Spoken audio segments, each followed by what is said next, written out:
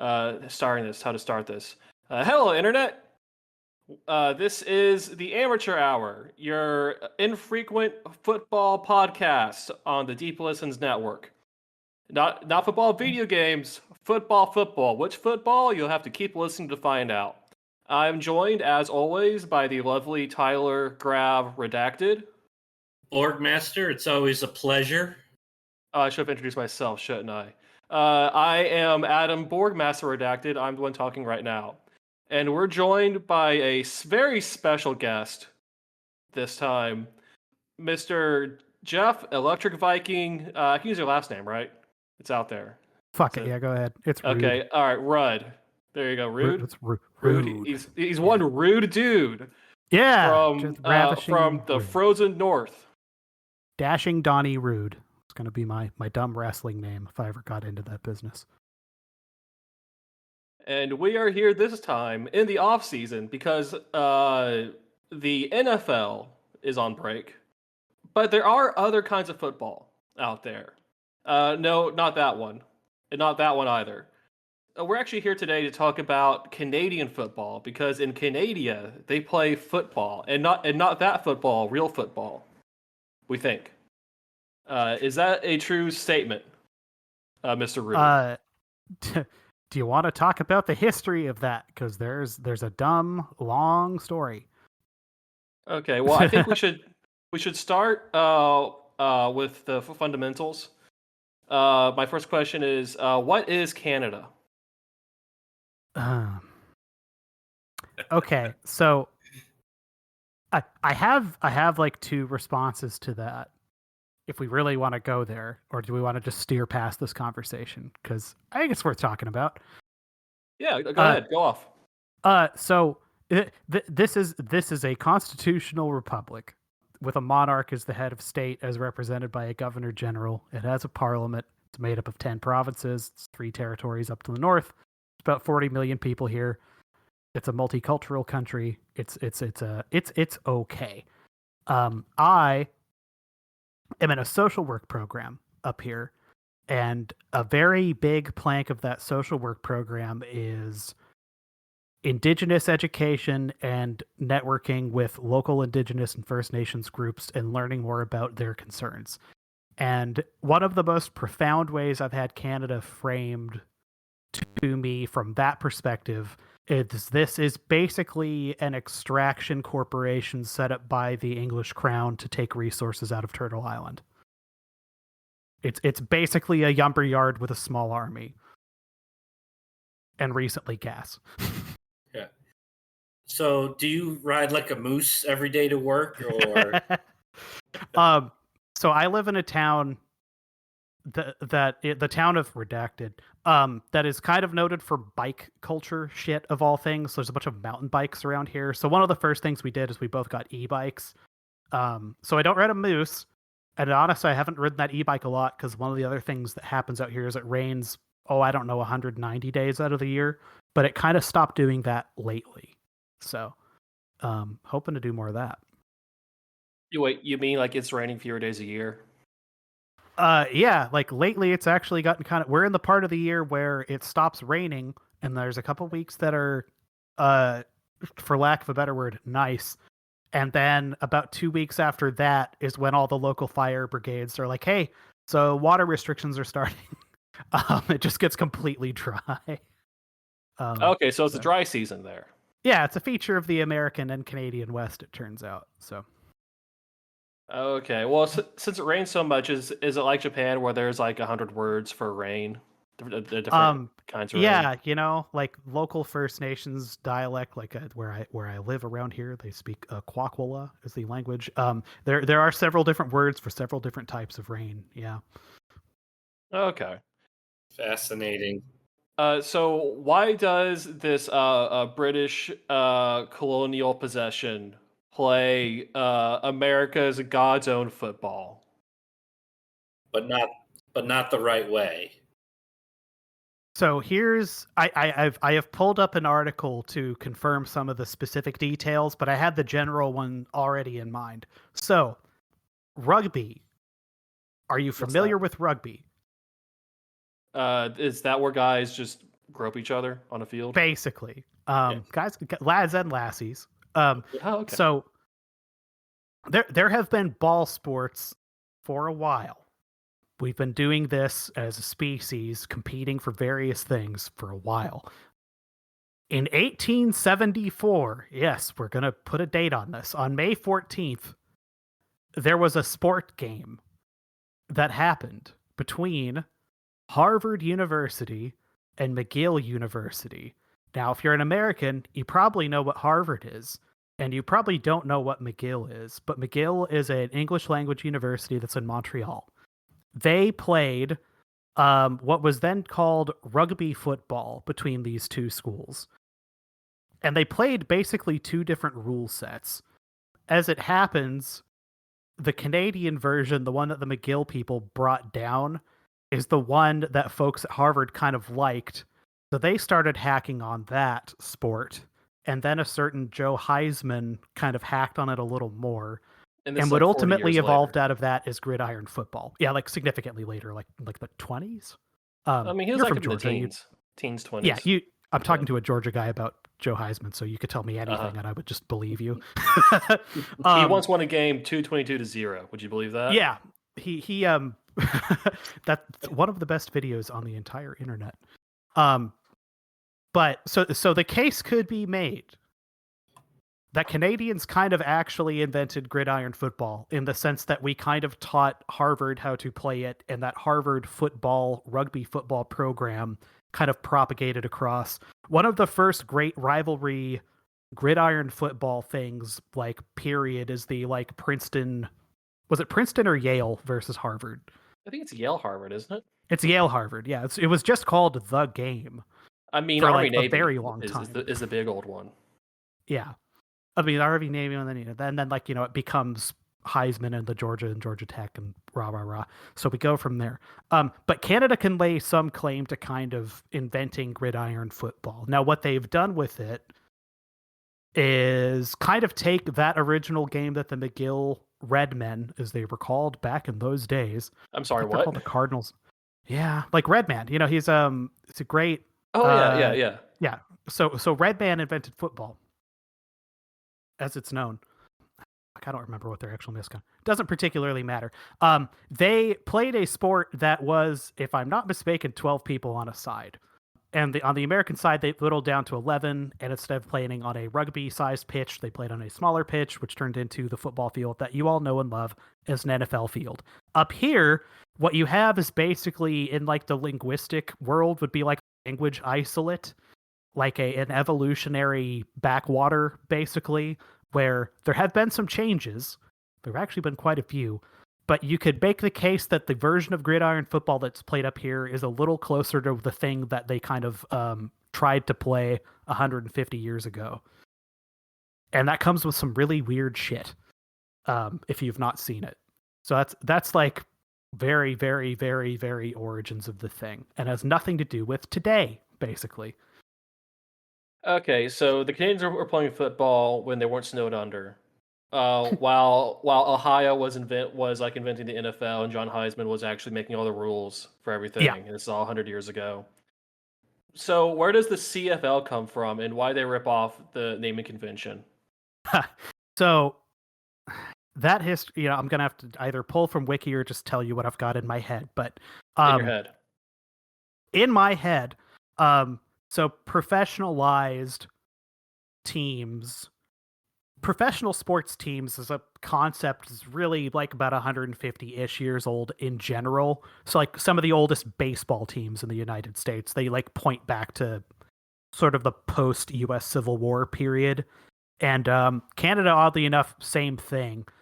Less with hockey, though, and more with football. So the oldest sports team in the CFL, the Toronto Argonauts, has in some form or another existed since 1873. They started as a like crew group, like those assholes at your college that woke up at 3 a.m. to like row boats. Hence the Argonauts as like a nautical name. But they as a team started, in addition to being assholes that rowed boats, played other sports, including rugby football, which evolved into just basically gridiron football slowly over time. And they competed against other local area teams, most principally some organizations in Hamilton.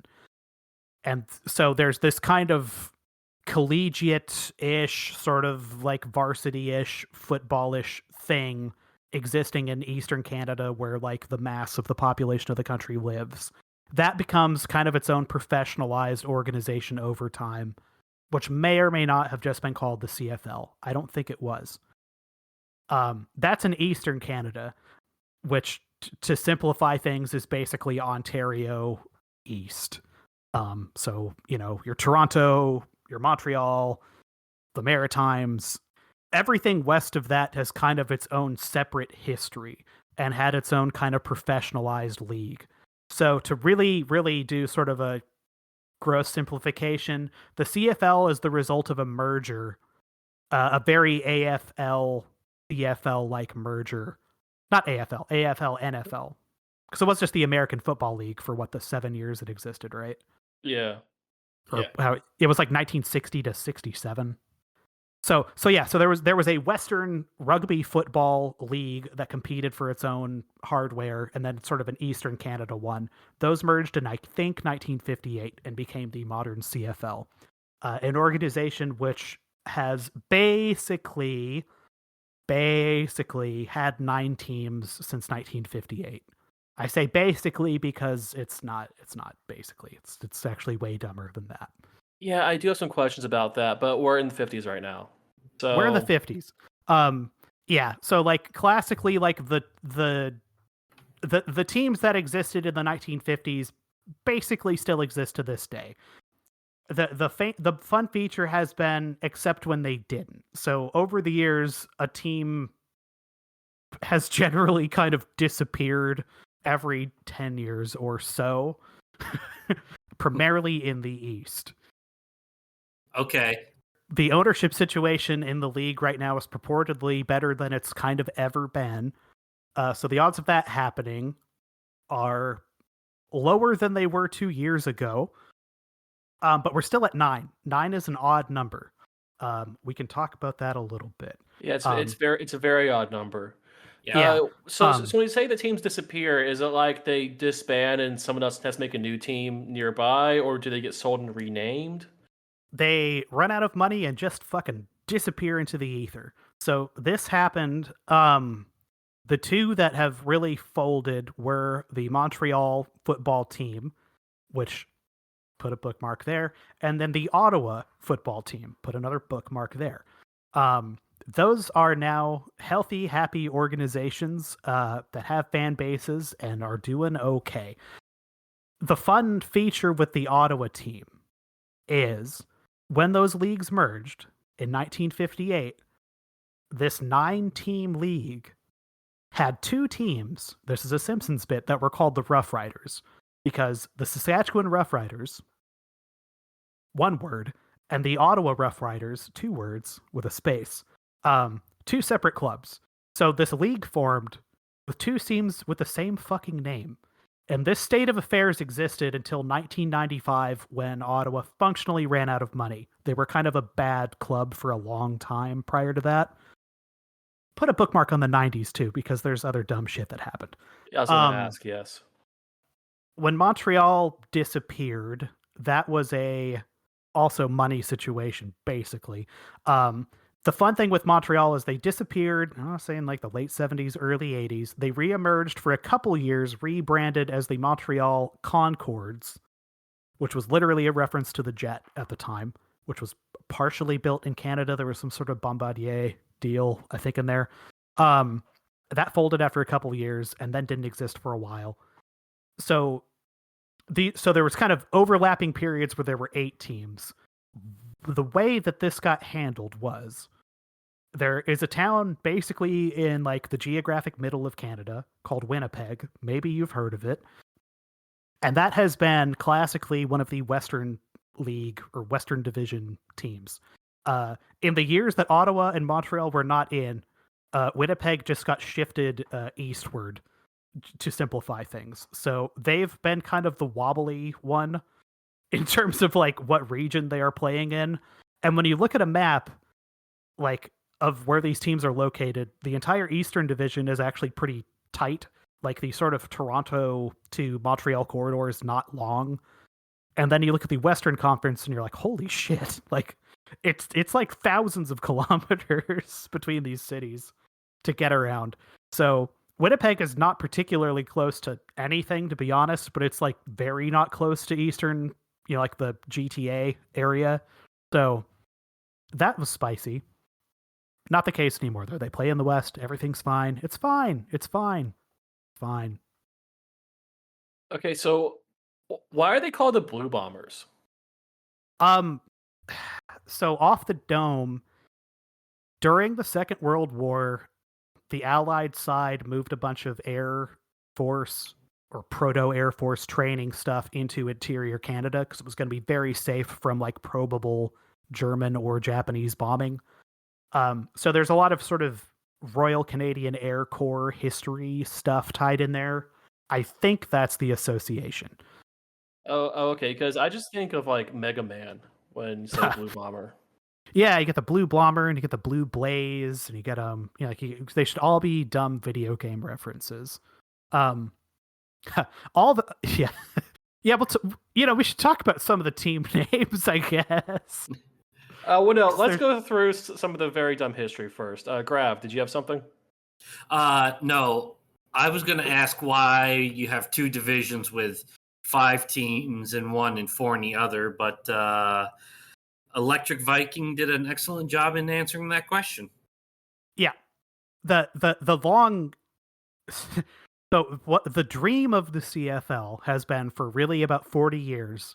It's been a running joke that there will be an expansion team in Halifax. And that has been proposed since literally about 1982, if I'm not mistaken, that there would be a team put there. They would be called the Atlantic Schooners. They would kind of represent, in the way that New England Patriots don't represent a state, they represent a region. They would kind of cover that entire market. Schooners. And they have managed to not get that done for about 40 years now for a there is no stadium shaped reason. Oh yeah, because I was going to ask, is there even a stadium in Halifax that can hold more that many people? So it's probably not lost on you or anyone listening to this that Canada has an obsession with this hockey thing. So Halifax, I don't know how big the largest arena is in Halifax. They have a team that plays in the QMJHL, which is the second tier, like functionally like the AAA hockey that covers Quebec and the Maritimes. I'm going to guess that's probably seats ballpark 10,000-ish. I know they compete in the National Lacrosse League too in that space. But yeah, there's a couple of universities out there that play Canadian collegiate football. That's a whole other conversation we could have too. But there's not a big enough stadium. The CFL has run games out there occasionally as little test things, but the issue has been no one has come forward with money to build what would need to be probably about a 25,000 seat stadium to make the money work. Now, the fun part of that is, and I'm sorry, but this is worth kind of dragging into, there is a professional soccer team in Halifax right now. They play on a rugby field that's kind of in the middle of town that is functionally surrounded by like shipping crates and temporary shit. They're a reasonably well-attended soccer team in the CPL. But so like that's been one of the proposed sites for this stadium. Construction costs since when they've started talking about this have ballooned to like crazy proportions. And then there was this little thing called the pandemic that happened. Halifax has a reputation for being a very tight-fisted area in terms of what they spend public money on. So, like, there would need to be someone who would be willing to walk in and probably pony up in the ballpark of 300 to 500 million Canadian to, like, break ground on the thing. And we're talking about a league that, to be perfectly honest, you'd need to find a real fucking weirdo to do that right now. And that weirdo don't exist. So. Okay, yeah, because I was gonna make a joke about how there apparently isn't any insane Newfie billionaire willing to. Yeah. You've hit it on the head. It would probably need to be some oil and or honest to God like fishing magnate guy who also really likes Canadian football. And yeah, it hasn't happened yet. They got really close apparently a couple of years ago, but then the pandemic kind of dried up a lot of the money that would have happened. So 9 teams, 4 and 5. So Borgmaster, I wanted to ask you, as a lifelong person that's lived in the great state of Georgia, you have lost teams to the great city of Winnipeg. Yeah, no, what are your thoughts mince words on the Atlanta Thrashers? Yeah, let's not mince words. Fuck Winnipeg. If you're listening to this and from Winnipeg, just know that if I've met you in person, I would still repeat that sentiment. I think the Thrashers jerseys were ugly as shit, man. That single sleeve thing, no. So, okay. That said, if you're not aware, and you probably are, Atlanta is probably like the next team on the docket to get another team. Yeah, we are. It's like you or Houston. So, fourth time's the charm, third time's the charm. It'll work out eventually. Yeah, because they're not. Yeah, they'll put it in there, it'll fail, and they'll send it to Quebec City. Like, there's nowhere else to ship your team this time. Like Houston, I guess. Well, yeah, like. I mean, it's funny because they sent the Atlanta Flames to Calgary. They sent the Atlanta Thrashers to Winnipeg. Like, the only other places where, like, the NHL... The joke is Bettman fucking hates Canada, so he wouldn't put it here anyway. But it's like, you'd have to move it to basically Hamilton or Kitchener-Waterloo or Quebec City. Like, there's nowhere else to ship it off to. So, like, it's kind of going to have to stick. Maybe they put it back in Arizona. Anyway, yeah. Well, I mean, the secret is they're building the stadium in what seems like a weird spot for the new Atlanta hockey team, but it's actually a spot where all of the northerner Great Lakes area's transplants live. Oh, okay. Yeah. Smart. So, Jeff. Yeah. In baseball, we have a league that has both American and Canadian teams. In hockey, we have a league that has both American and Canadian teams. What is keeping us from doing the same for football? Oh, this is a great segue. Let's talk about the 90s. So here's what happened in the 90s. There was a major kind of rolling fiscal crisis in Canada, where the Canadian dollar went from being roughly at parity to the US dollar to be perfectly frank, not too far from where it is now. But when you've sort of built everything around your economy where that dollar is a little closer, it was bad. There were a number of other confounding factors there. This became an existential crisis for the CFL, which at the time was kind of going through there was a relative period of optimism there. One of the features of the CFL is it remains in the Toronto market, despite Toronto not giving one red shit about that league or the team. So I think 90 or 91, that team got bought by a consortium of Wayne Gretzky, John Candy, and some other rich asshole who may as well have been like Wayne Gretzky was more or less a demigod at that point. John Candy is like the single best like comedy goodwill ambassador you could have had. They put a lot of money into that Toronto organization. I think they won the Grey Cup that year. Talk about the Grey Cup. And they still lost like $3 million, basically. And that was with like pretty good attendance playing in what was then called the Sky Dome there, which I think is where the Blue Jays still play. Rogers Field now, I believe, right? Rogers Field. So we need to make some money. So the idea that they hit on was, let's see if we can get American dollars into this league. And we're going to do that by hosting a couple games down south, which they piloted a few. There's like footage of one that they played in Portland, I think in 91 or 92, kicking around online. And then expanding into the United States. So I forget all the team names. This has come up somewhat recently because the Grand Theft Auto 6 trailer has shown off a team called the Miami Barracudas, which is funny because there was a planned team called the Barracudas that didn't come into play. So, haha, it's a CFL reference. Okay, so I think I have a list of the expansion teams that try to exist or propose to exist. So let me see if I've got it. So we had the Sacramento Gold Miners. Yep. We had the Memphis Mad Dogs. The Shreveport Barracudas. Shreveport or Birmingham? There's the Miami Manatees. Okay, Miami Manatees. The San Antonio Texans, which I have some bad news about that name. It's taken. Yeah. Jesus. San Antonio and the NFL. Fun. Yeah. Whole story. The outstanding one from this period was the originally the Baltimore CFLers, but became the Stallions. Hey, NFL guys, why is that funny? Why do you think that worked at the time? I mean, the Ravens. It involves Mayflower. Not Tyler. Do you have anything? I'm drawing a blank on this one. That was immediately after the period where that team relocated from Baltimore to Indianapolis. So there was Ravens. a huge. The Ravens. So here's how this went down. The Colts got moved. People were fucking pissed with the way that happened because it basically happened at the dead of night. Like it was a very angry public betrayal situation. That's how you usually do it, yeah. So the CFL put a team there, and it was by a country mile the most successful team.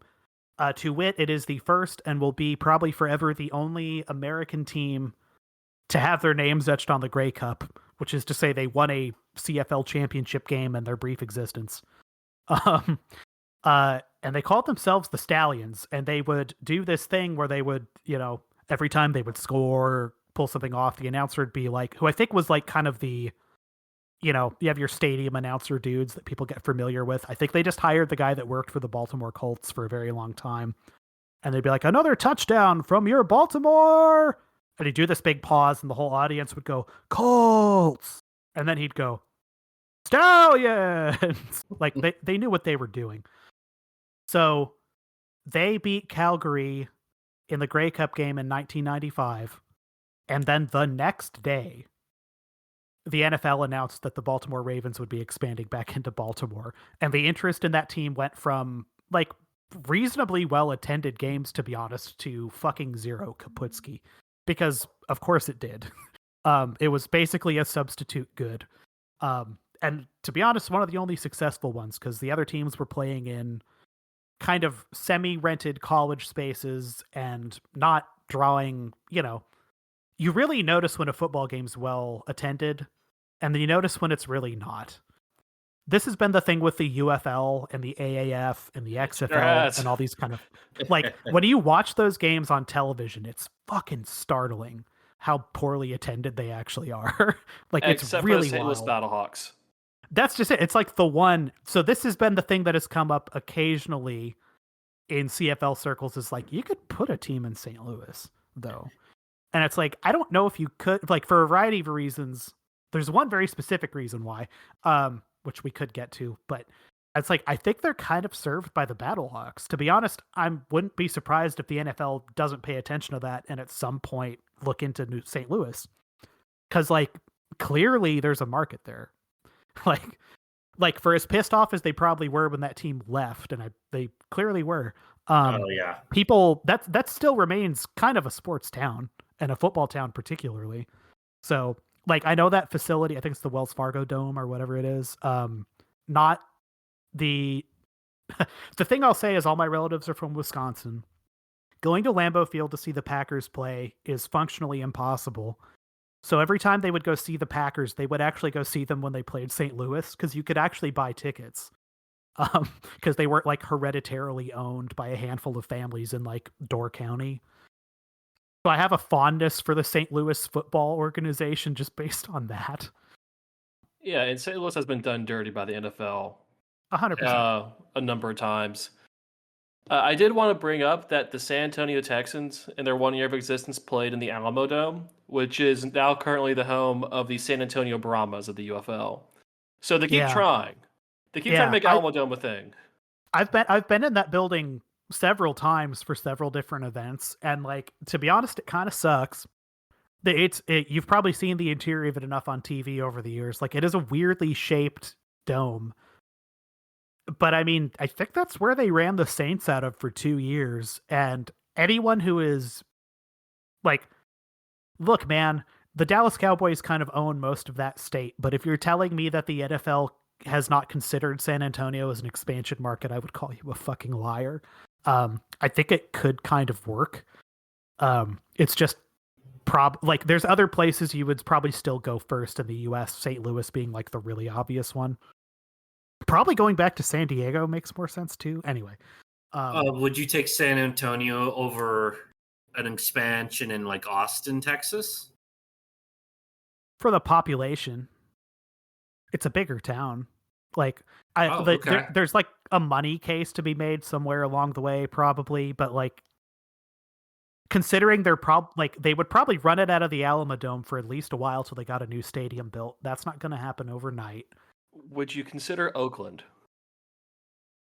They should. Like, yeah, a whole other fucking can of worms. Anyway, that's another podcast entirely. Yeah, that is. Anyway, yeah. So there was a period of American expansion that ran for about 3 or 4 years. That all got switched off in '95. The Baltimore team got moved to Montreal. Not the history of it, but most of the personnel, and reconstituted the Montreal Alouettes in 1996 as they re-entered the league, as Ottawa exited the league, and immediately got worse. It was great. But yeah, so that's kind of the short, sad history. There's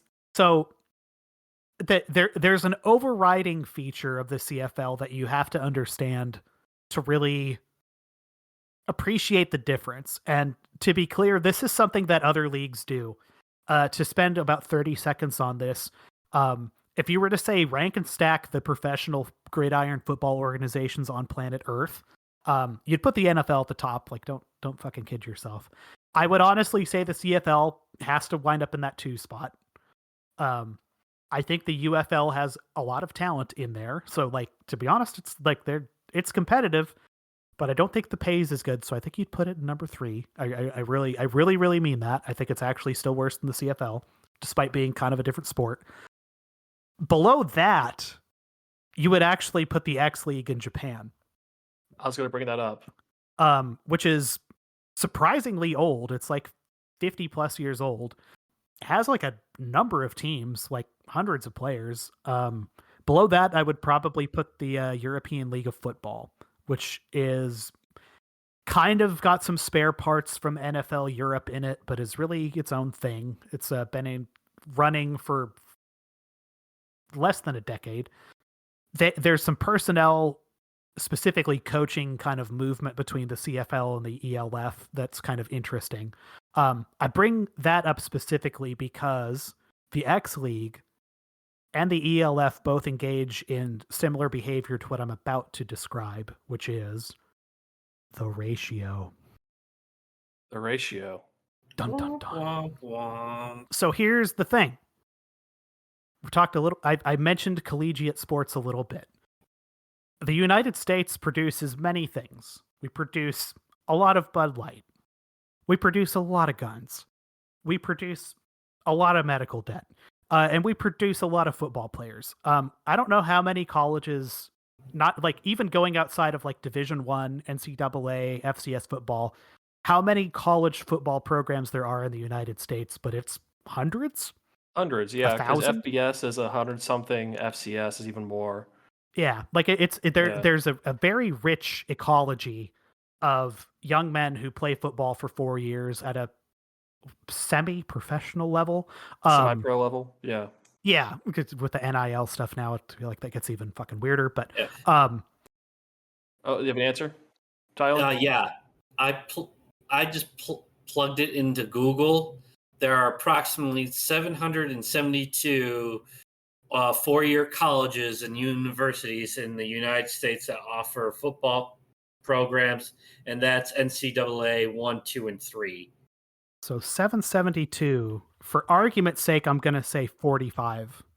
So just to spitball a number, there's probably about 34,000-ish, probably 35,000 young men in the college system playing football every year. Let's take a fourth of that. Actually, let's take a fifth. Let's say there's some attrition. So let's say, just for shit's sake, there's about 7,000 young men who can play football at a somewhat reasonable level every year that finish school and could be reasonably employed in football. That would populate the entire NFL, the entire UFL, the entire X League, the entire ELF. It would overrun the entire planet. They would effectively be dumping football players globally. Just repopulate every team in the world every year. Yeah, you kind of could. So if you're the US, who gives a shit? If you're other countries that are trying to develop domestic leagues, this is a concern to some extent. So every one of these other leagues I've mentioned, bar the UFL, so I'm talking about the CFL, the X League, the ELF, and honestly, most of the other smaller stuff I've looked at, there's gridiron football being played all over the place, has some kind of limit to the number of Americans, specifically Americans, that you can have on a team or on a field at any given point. And the CFL engages in this behavior with something called the ratio to really, really simplify something that they have, to be honest, made way too fucking complicated in the last couple of years. The CFL treats people as one of three different kinds. Okay, we have to complicate this by one notch. 4 different kinds of things. You are either a Canadian, an American, a global player, put an asterisk there, or a quarterback, put another asterisk there. You can only field so many American players on a roster, and only so many of those can be designated as starters in a game. And that number has to remain basically consistent and cannot grow over the course of a game. Now, if you're already going, what the fuck is this? Yeah. So one of the reasons that the CFL experiment in the United States probably couldn't work again is because this kind of rule, as I understand US law, as someone who lived in America for 35 years, would be just fucking illegal. Yeah, because that's literally like anti-American. Yeah, it's like discriminating on national origin. Like it'd be like a totally done dusted thing. So I have some feelings about this because I kind of see it both ways. I do. On the one hand, the reality is they could totally, again, refresh every one of these leagues on an annual basis, which doesn't really help domestic markets at all. On the other hand, it is quite literally discrimination on the basis of national origin. I think that's fucking weird. So it's the old Canadian content debate, like for like music and TV shows. Yeah. So we've talked about the NCAA. There is sort of a parallel organization in Canada called U Sports that oversees collegiate athletics in this country between the network of universities. And there are 27 colleges that participate in collegiate level football in this country. And one that used to be in the NCAA, and we can talk about that too, because it was a whole fucking stupid story. Imagine flying kids from suburban Vancouver down to West Texas to play football in front of like 500 people. And they make it out alive somehow. Yeah. It turns out, bad idea. So they have a draft. The draft in Canada happens for the CFL about 3 days after the NFL draft. This was originally my idea for why this podcast might want to exist in the first place, because there's interesting overlaps there. The NFL draft is just a draft. In fact, they draft kids right out of Canadian universities. It happens virtually every year. This year, there were... actually, none of the guys from U Sports got drafted. There's one guy who's probably going to make the Packers roster.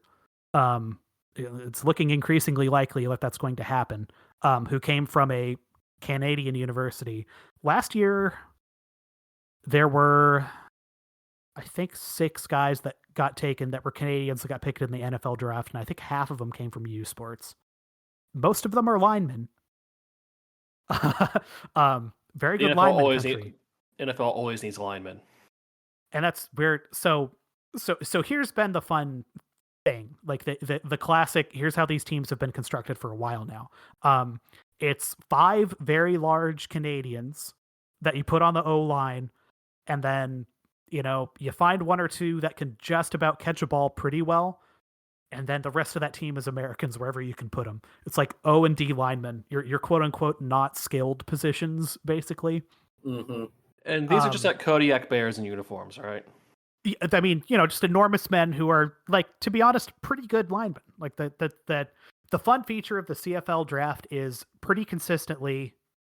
I mean, okay, so imagine it's the NFL draft, a thing that we all crank off to on some level because we've been taught to, because it's sick marketing and we're dumb and we shouldn't actually care. And actually, the draft is exploitative and bad, and it kind of sucks. And it's like, all right, it's round one. It's got the first pick. It's the Cleveland Browns again. Oh boy. And they pick an O lineman as the number one draft pick for the 2025 draft. People would shit their pants. They'd go fucking insane. That's pretty normal in the CFL. Like, the top prospect, the top Canadian player, because the feature is they have to draft a nationalized Canadian, someone who either has Canadian parentage or was just born here. They have to have some sort of claim to Canadian citizenship. Canadian anchor baby is what you're saying. So some of these guys are just Americans. called functionally, yeah. So we have quote unquote fake Canadians who go through like a 4-year NCAA career and are pretty good. And then they go like, oh yeah, I'd never really mentioned it, but my dad was actually born in Saskatoon for circumstances. And they're like, oh, suddenly that guy's draft stock in Canada goes from literally didn't exist to, I mean, he's like a second rounder for sure. Just based on citizenship. It's fucking weird. But if you're doing best player as opposed to kind of best fit drafting, the best player is often an O or D lineman. Like, full stop. So you take him, because what, are you going to not pick one of the best linemen that you're going to have for the next like 5-6 years? It's a position that wears out quick. You fucking need to refresh them. So like, you may as well get the best guy. So yeah, not a lot of quarterbacks being taken as the first pick. To be honest, I couldn't think of the last time it would have happened. I would have to look. But not lately. I'm so off whatever we were talking about, I'm sure. So the U League doesn't churn out elite offensive talent. So this has been kind of the exception to that, because this year there has been a quarterback. His name is Taylor Elgersma, and he played for William Laurier University. That's not a real place. You can't convince me that's a real place. Wilfrid Laurier, excuse me. Wilfrid Laurier was the premier of Canada, or prime minister, in like the late 19th century. I'm just gonna butcher all of this shit. Anyway, let's drop some numbers for you. Across his career in U Sports, he was a 70.7% passer. He threw for 10,547 yards, 78 touchdowns, 33 picks. He ran for something like 300 or 400 yards over the course of his career. He's probably going to be like, he's in the second round of minicaps for the Packers right now, and they keep talking like I think they're gonna draft him. He's gonna wind up being a UDFA in the NFL. And he's not the only Canadian quarterback that was on the board, because one of them got, honest to God, drafted. Curtis Rourke got picked up in round 7 by the 49ers. He played for Indiana this year and had Heisman talk for a while. It turns out he played basically the whole year on a torn ACL with a broken thumb and just kept going. Let me actually pull up his numbers. And he's Canadian. Here we go. Well, now he's not. Okay, I'm looking at the wrong damn page. Sorry.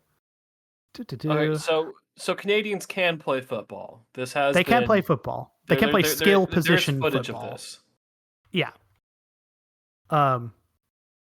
Curtis Rourke's numbers: 69.4% of his passes for 3,042 yards, 29 touchdowns, 5 interceptions, and some rushing yards there too.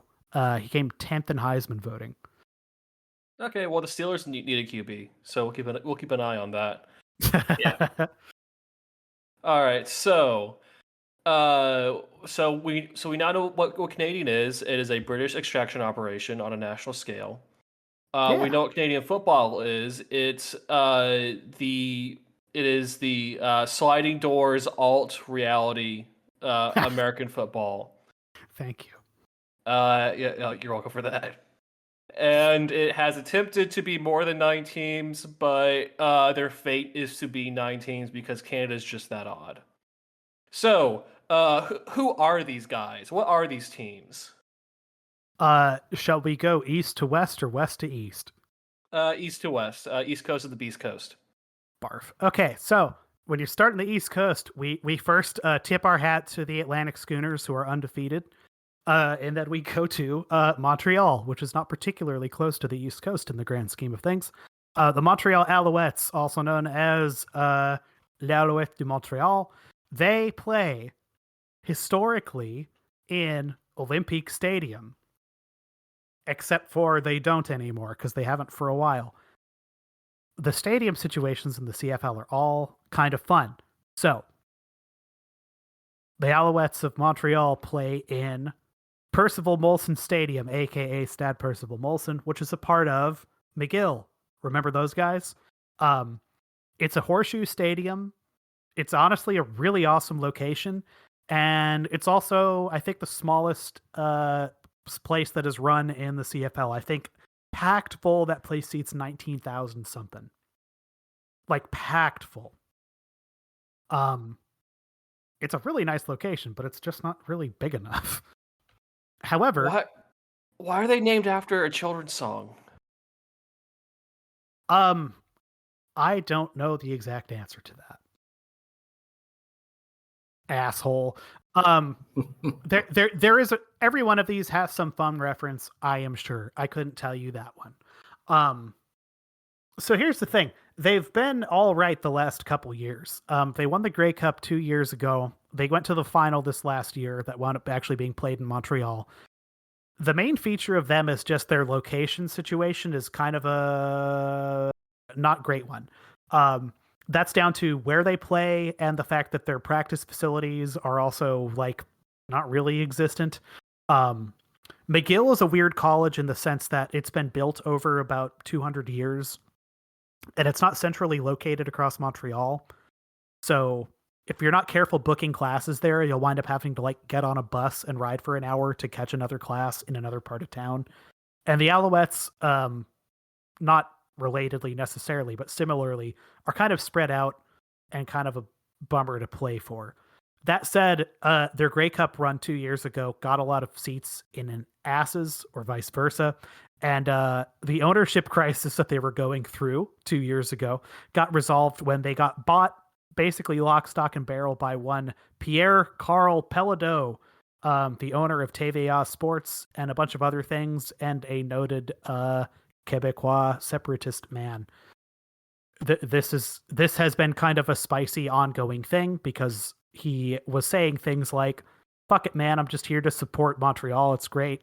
And then in the last month or so, he's kind of started to say things more like, actually, it'd be good to make money instead of lose it, which has some people going, oh, fuck, oh, fuck, oh, fuck, not again, not again. Please don't do this again. So why don't they play in the very large former Olympic Stadium, which is called Olympique Stadium? And the answer is because that building's falling apart. The roof has collapsed in a couple places. Right now, one of the big public debates going on in the province of Quebec is it more expensive to renovate that building or blow it up? And it seems like that's an open question. I don't know the answer because I'm not a civic engineer. When was the Quebec Olympics? 76. That's pretty old. Yeah. That said, it seats and used to fill, for the record, like, I don't know, 50, like it's enormous and it's like a cool looking building. Part of the problem with this is because it's a cool looking building, it's a pain in the ass to maintain. So they haven't been there for some time. The Alouette story I will tell is they were going to run a game at that point, and that building was functionally double booked with a band you might have heard of called U2 with Bono Vox and The Edge. So they needed a temporary home for like a game, and that was when they hit on like we could run a game out of Stade Percival Molson. So they play Bloody Sunday early on at the start of basically every one of their games as like a little tribute to this stupid fucking thing that happened. There you go. There's your Alouette story. Their quarterback situation at this point, I'm trying to remember if it's David Alexander or the other fellow with the Portuguese name that he doesn't pronounce as Portuguese is still there. They also had one of their top defensive players kind of get caught up doing some sports betting shit recently. That said, I would, if I, gun to my head, had to sort of say where they're going to wind up, I'd say they're probably still second in the division at this point. The end. Okay, so next up, Ottawa. So Ottawa started their life as the Rough Riders. Then they died. Then they came back again for 4 years as the Ottawa Renegades and died. And then they came back again as the Ottawa Red Blacks. I'm sorry, is the what now? The Red Red Blacks. Wow. Yeah. A tribute to the logging history. That town is built on the confluence of a couple rivers and was originally kind of a logging town. So they had a bunch of sort of plaid, the look, all over their Ganseys and shit. That's faded a little bit. The thing that hasn't faded is the ongoing debate over whether to capitalize the entire name or not, which legally it is, but no one fucking does that. Some people intercap it. I don't know. Fuck with that. So they've been kind of the laughing stock of the division for a while. This last year, they got into the playoffs for the first time in a hot minute. They are quarterbacked by the guy who was the backup for Winnipeg for several years, Drew Brown, and had a good bounce back. I don't remember off the dome where they drafted this year, but everyone seems mildly positive. I'm going to bet they wind up sneaking into the playoffs again. And personally, they've been my team in the East that I kind of give a shit about, if for no other reason than I like losers. I'm seeing here that they won the Grey Cup in 2016, and then nothing until you go back to the 70s. So yeah, they lived a very cursed life for a long time. There's a reason that they kind of folded when they did. They play in a relatively new facility called TD Place, which looks really nice, and they're planning on expanding it. I don't know what side of that stadium it is, but under the bleachers is a hockey rink where the Ottawa 67s of the OHL and the Ottawa Charge of the PWHL both play. That arena sits 7,000 or 8,000 people. It's pretty fucking big. And then there's a large sort of condo apartment high rise next to it. It's a really cool looking facility. To be honest, if I had just infinite money, that would probably be the first away team game I would go see for my hometown lads, which we'll get to much later. But yeah, it's a nice looking facility. Their ownership seems solid. They ain't going anywhere. Town likes them. They're attended well. So it's all good. Well, that's nice. Now next up, Toronto Argonauts. So the Toronto Argonauts. It's the Toronto Argonauts. So you guys are college football sickos. So if I drop the name Chad Kelly, does that mean anything to you? Yeah, he was the nephew of the great Jim Kelly for the Buffalo Bills. Sure is. He's a fail son extraordinaire. So he's their quarterback. Except he didn't play 9 games last year because he was suspended for sexual harassment. Oh boy. Of a female trader of the team. I'm shocked that he's still in the league, to be honest. I think the thing that kept him there, to be honest, is he's pretty good at throwing a football. Oh, so CFL is the same as the NFL then. It's a really bad look. It's a really fucking bad look. To be honest, I was had a really hard look at myself in the mirror and I was like, okay, do I really want to fucking continue? So it's been very easy to not be into that team kind of as a result of this. From what I'm hearing, Toronto is like the Cleveland Browns of the CFL. Except Toronto won the Grey Cup last year, right? They've won 2 of the last 3. Put a bookmark on that. they won on the quarterbacking of Nick Arbuckle, the backup that they had for Chad, because so they had backups running for the first half of the year. It was oh hell. Now I don't remember he's a guy from somewhere in the Ohio Valley was their backup. Cameron Dukes is his name. And he was okay. I think he either went 4-5 or 5-4, which was good enough. I mean, it was good enough to get them into the playoffs and get them into the final. Chad Kelly quarterbacked the first 3 quarters of that final. And then he took a tackle, kind of a sacrifice dumb tackle that he probably shouldn't have taken in retrospect. And his tibia and fibia both snapped in half. Ooh. And then he tried to get up and walk on it. And that is one of the worst things I've ever seen. Is a guy who doesn't really know, because there's a certain amount of shock when that happens. And I shared that clip with ZP. I think it's in our sports Discord channel if you want to look it up, but it's out there. So that game was played in Montreal because Montreal was the division leader. And that entire crowd was cheering. It was like 20,000 people on their feet. And some of that was, yay, we're going to beat Toronto. But some of it was also, yo, fuck this guy in particular. And to be honest, when you hear him play in Toronto, there's a non-zero amount of booze there. And that's made easier by the fact that they play in a relatively small stadium. So they used to play in, again, the kind of Rogers Dome, whatever the fuck it's called, where the Blue Jays play. Despite being the largest media market in the country, does not give a shit about its football team. Just kind of doesn't. Used to fill that very large stadium, hasn't for a very long time. And at a certain point, it benefits the league to remain in Toronto because it's the largest media market in the country. And even if they hoover up like 10% of the eyeballs in that town, that 10% represents like 5% of the country. So like they can't like not be there. Yeah. So they have to keep doing it. So the solution they came up with is they moved down the road to BMO Field, which is where the Toronto FC MLS affiliate plays. And that is, I think, about a 20,000 seat stadium, if I'm not mistaken. And more or less. More or less. They're expanding it for the World Cup. I know that. It's me and my brother have talked about going there specifically. Because that town doesn't care about soccer, so there might be plenty available.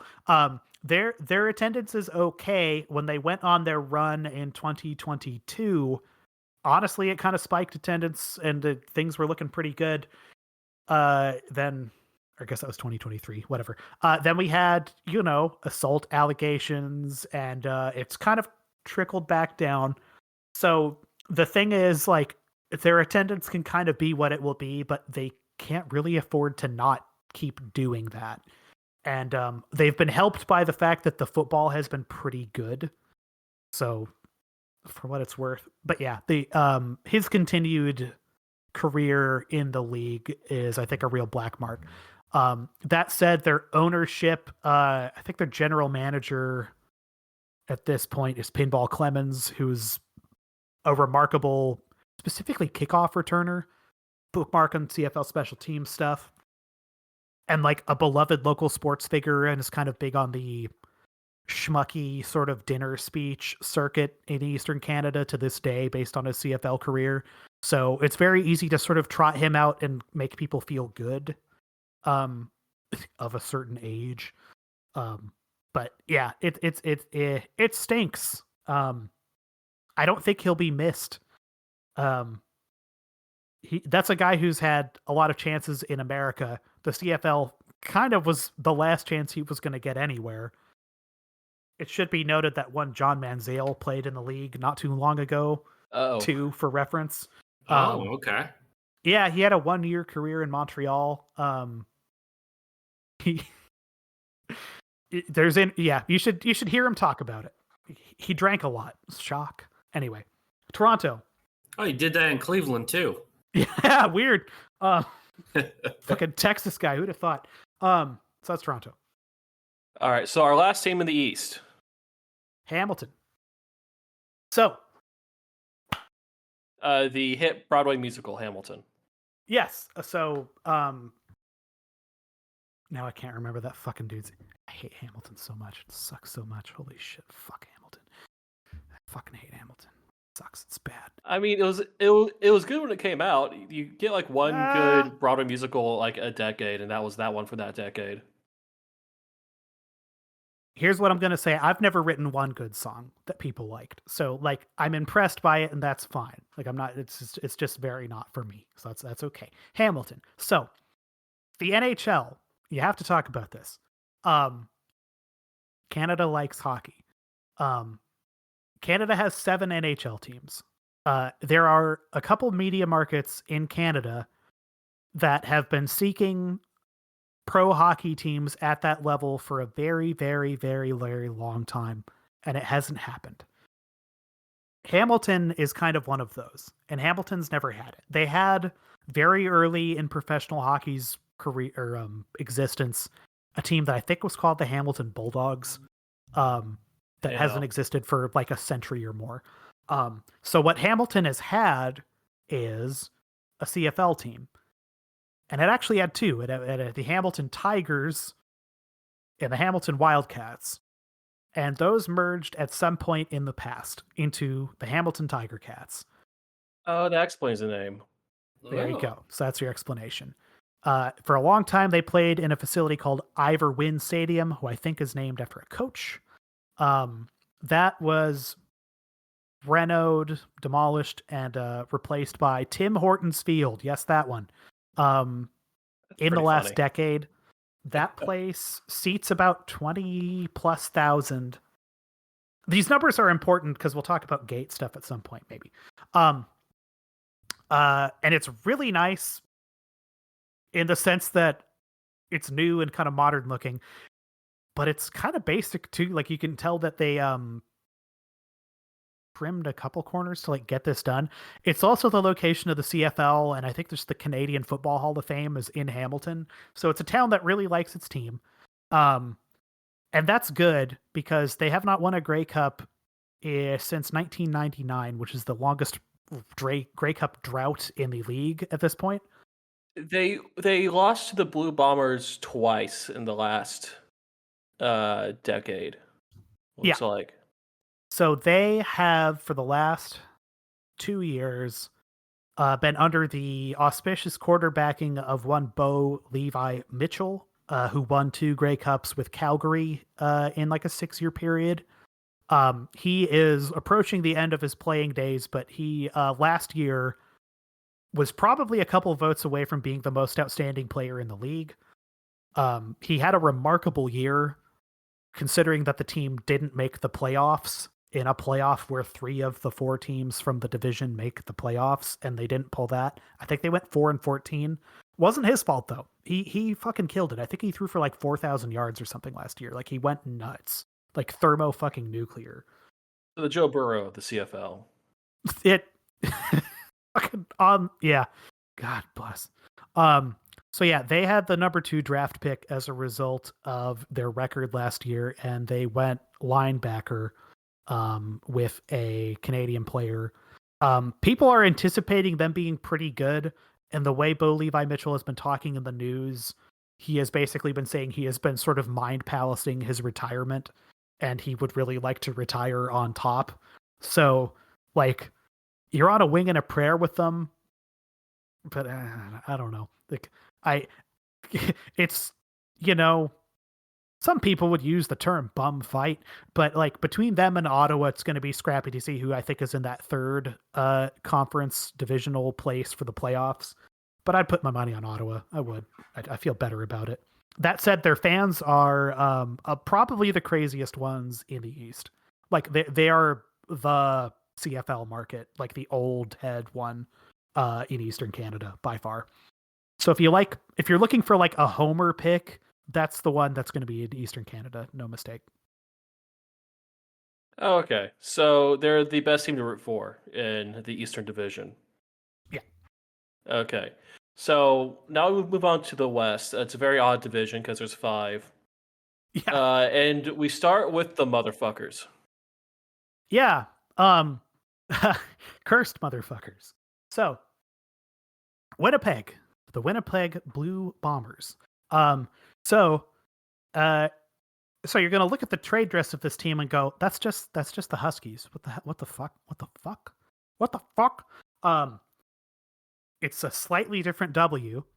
Trust me, I used to work at the University of Washington for a very long time. It's a slightly different W. It's just a W. It's just a W, but it is just a W. They've had some different trade dresses over the years. There was a period in the early aughts where the CFL went through sort of a big rebranding push. And their logo was just like this football with some like streaks coming off of it. I think it looks dumb as shit. I honestly think their uniforms look pretty good. And it's kind of neither here nor there because the reality is they've been, by kind of an order of magnitude, the best team in the league for a little while now. They won the 2 Grey Cups before and after the pandemic, put a bookmark on the pandemic. And it was like, they could just do this forever. Like they've drafted very well. This team is assembled very well. And then the last 3 years, they have gotten all the way to the Grey Cup final game and has been just increasingly getting farther away. They lost that first one against Toronto on I think it was a blocked field goal, basically, like right at the end of the game. The Montreal game, they lost in the last minute on just about a Hail Mary pass from... Why is his name gone from my head? He was the goddamn quarterback of Montreal at the time. Anyway, to one of the Philpots, 2 brothers that are receivers with the name Philpot. And then this last year, they just fell apart against Toronto in like the 3rd or 4th quarter. Zach Collaros got hit in the hand and wound up getting stitches down his like right index finger, and then just went back out there with a glove trying to throw a football. I think he threw 3 interceptions after that. Like it was sad. But they were just fucked.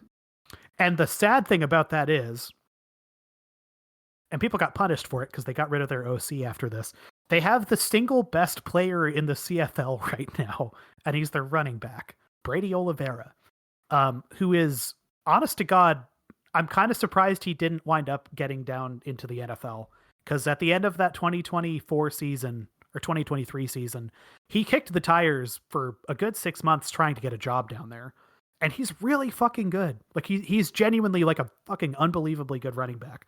The one game I've seen live was the functional like division deciding game between BC and Winnipeg in 2023. It was in October, and he ran 7,000 yards. Like he just killed BC, like single handedly. Like they would hand him the ball, he would reliably probably move the sticks 15 yards on a bad run. It was ridiculous. And then he does all this like charitable work with like dog rescue stuff. He is the player in the CFL with, I think, the single largest like social media following. Such that this matters, he's also like a conventionally attractive man too. I mean, we all like conventionally attractive men here. Yeah, fair play. Their quarterback, Zach Collaros, who it'll be interesting to see what happens to him at the end of the year, went to college with the Kelsey brothers of NFL fame. So there is some working relationship between them such that they will occasionally wear Winnipeg jerseys on their podcast. They will come up to Winnipeg and see his games. He'll go down to their respective markets and see their games. And homers really like to tout that online when it happens. They're like, oh my God, NFL players notice us. It's like, that's okay. Their receiving core is pretty good. Willie Jefferson is one of the best defensive players in the entire league too. He's their linebacker. So yeah, they've just been motherfuckers, as you've said. It's quite the thing. That said, 3 years in a row now, they've kind of gotten up to sort of the final 5 minutes of the thing to get it done, and they've not managed to do it. And they're all getting older, and they've kind of kept the team together through this point. I think this is probably the last bite at the apple they get before it all falls apart completely. Because at this point, it's been 6 years trying to run this back. So, and it's noted the Grey Cup's actually happening in Winnipeg this year. Their stadium, for what it's worth, less than a decade old, was called IG Field for Investor Group. It rebranded last year to Princess Auto. Princess Auto is a big auto concern in Western Canada. It is probably the second nicest facility in the CFL. It is really nice. It seats about 30,000 people, and they fill that building basically every time they play.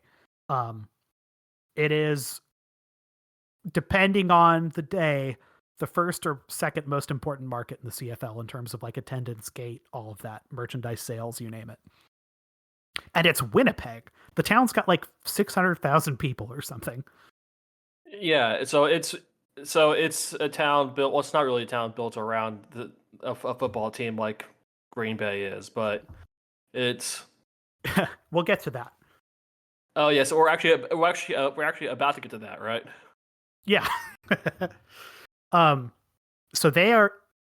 I'm in a practicum right now for school. My supervisor is actually from Winnipeg. He is not someone who cares about the CFL. He doesn't care about a lot except for social justice issues in my area, which is kind of nice. But even he has grokked that the big to-do cultural event growing up in his town when he was there was the rivalry between the Winnipeg Blue Bombers and the Saskatchewan Roughriders. So Saskatchewan, I was actually just there like 3 weeks ago. Saskatchewan is a very, very large province with just over 1 million people in it. And they are, I don't know, 30% of them basically, maybe more than that, between Regina and Saskatoon. And there's a lot of Saskatchewan outside of those two towns. In Regina, there is a stadium. Say that again. Regina. Okay, you're welcome. I just wanted that. There is the single nicest outdoor football sports stadium in the entire country, in a town with I think 200,000 people. Okay, because I was going to ask, are there enough people in Regina to fit into a football stadium? So here's the thing. Yes, but it doesn't matter because people drive hundreds of kilometers for those home games. Saskatchewan is a province that has never had an NHL team. They really tried to get the Blues to move there in the 80s, but they didn't. So for them, their entire pro sports existence has been teams in the WHL, which is the sort of AAA hockey affiliate league that covers that territory, and the Rough Riders. It is the cultural event when they play there. It's like a 32,000 somewhere. And there's a blood rivalry between these two teams in a region of Canada that Americans probably don't think about a lot. And to them, this is life or death shit.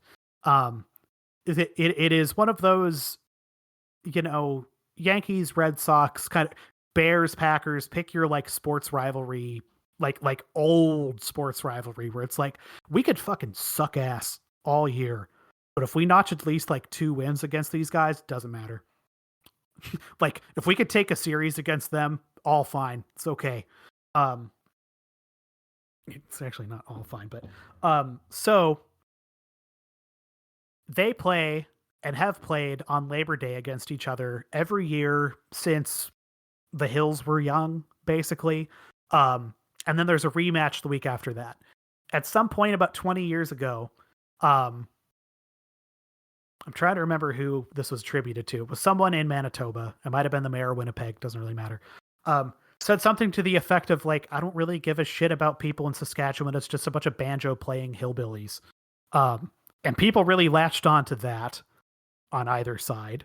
And he was pressed on this, and he's like, I guess in retrospect, I shouldn't have said that because most people in Saskatchewan can't afford banjos. Which is, yeah. So which like, hey, but it's also like, chill out. So they play on the Labor Day Classic, and then the next week they play the Banjo Bowl. That is the rematch, and that's actually like the ticket. So if you are like, I want to see the best that this stupid fucking domestic weird football league has to offer, check out the Banjo Bowl when it happens. It's going to be the week of whatever the second week of September is, probably on Sunday, and it's hot. And like the reality is all these players are professional players making, we'll talk about the pay, a good amount of money, and they go out in the field and they do their jobs, and then they leave and they call each other and they go get a beer. They actually don't care about your silly little rivalry. None of them do. No, really, none of them do. That's no, for the really, best. none of them do. but they really make you think they do for this one.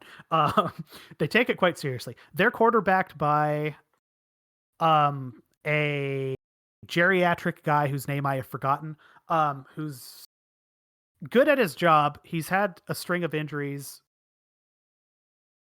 I really should know this guy's name. Rough Riders quarterback. His whole stick, he has two shticks. One, he really likes Jesus Christ. Which put a Jack bookmark Cohen? in that too. It's not Jack Cohen, it's Trevor Harris. Trevor Trevor Harris is, I think, 38 years old. His big thing is he has watched Tom Brady's career, and his goal is to basically last that long. And to his credit, he is pretty good at the game of football, but his body is starting to just like fall apart around him.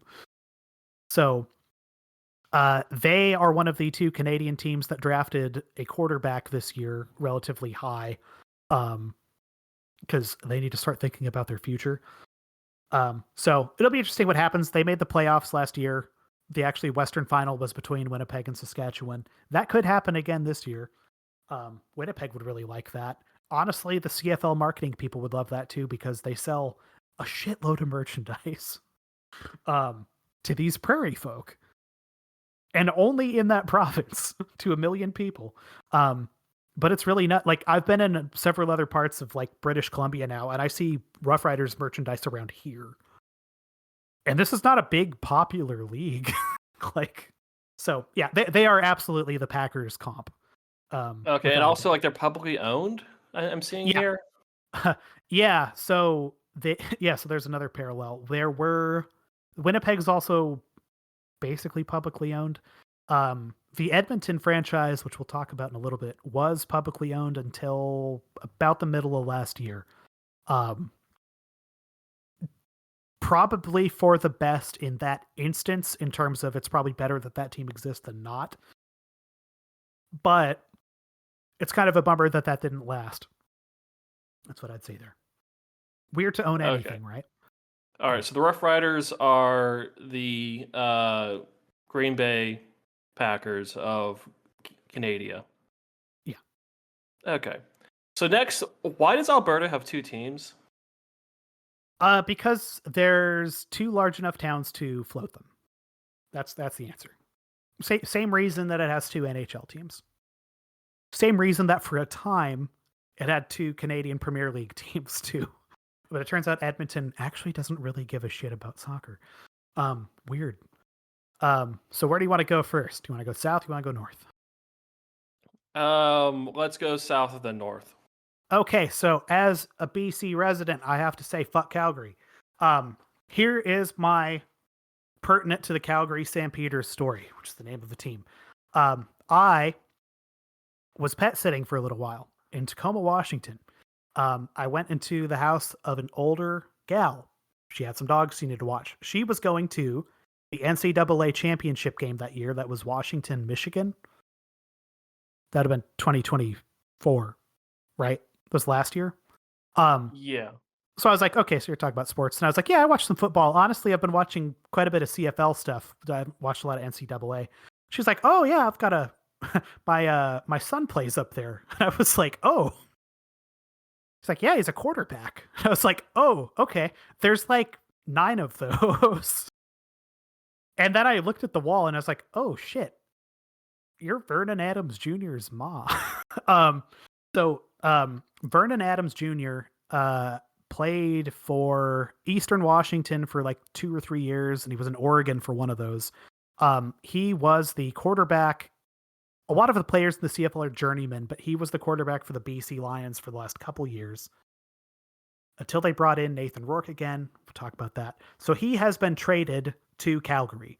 That has bumped Calgary's stock from basically the floor to probably a playoff contender, which is good for them because they had a 21-year consecutive playoff streak in the CFL, which is the longest in the league at the time and might be the longest in the league's history. Granted, it's a small league, but they've just been sort of a reliably like good football team organization for like a century in the CFL. So their quarterback situation has been solved. And their last Go for Grey it. Cup was in 2018, it looks like. Yeah, and that was under Bo Levi Mitchell, who's now over in Hamilton. So yeah, I can't emphasize enough. Last year they were quarterbacked by Jake Mayer, who was replacement level, good enough to get them the first draft pick, if that makes any sense. So, and due to some other shenanigans, they actually had a ton of draft picks. So like that team got notably better. They're coached by Dave Dickinson, who is a University of Montana alum, and I think he's on the Hall of Fame down there. As a result, they tend to like follow Montana football pretty closely. Put a bookmark in that. They play in a slag heap pile of shit, joke, laughing stock, burning cesspool, loser, should have been condemned facility, called McMahon Stadium. That is inexplicably still part of the Calgary Stampede events on an annual basis. And it's a piece of shit. Like virtually nobody likes it. It's large. It's already built. Those are kind of the best things going for it. They have been trying for quite a while to get public money involved to get that facility replaced. And what they instead decided as a province is they should spend public money on replacing the Calgary Flames hockey arena instead, to the tune of like, I don't know, 100 gazillion bazillion dollars. I don't remember the exact number, but a lot. There were plans for that where they were going to basically knock down both of them because they, to be honest, both needed to be replaced at this point. And the version that got through was the one where McMahon did not get updated. So their facilities are kind of shit. And they've played kind of dog shit football for... They squeaked into the playoffs the year before. This last year, they didn't even sniff it. But other than that, they've been like reliably very good. They just have like easily the worst stadium situation in the West. And I have to hate them because I'm from British Columbia. So it's like something they train you to do. Specifically Calgary. So why don't you hate the Edmonton Elks?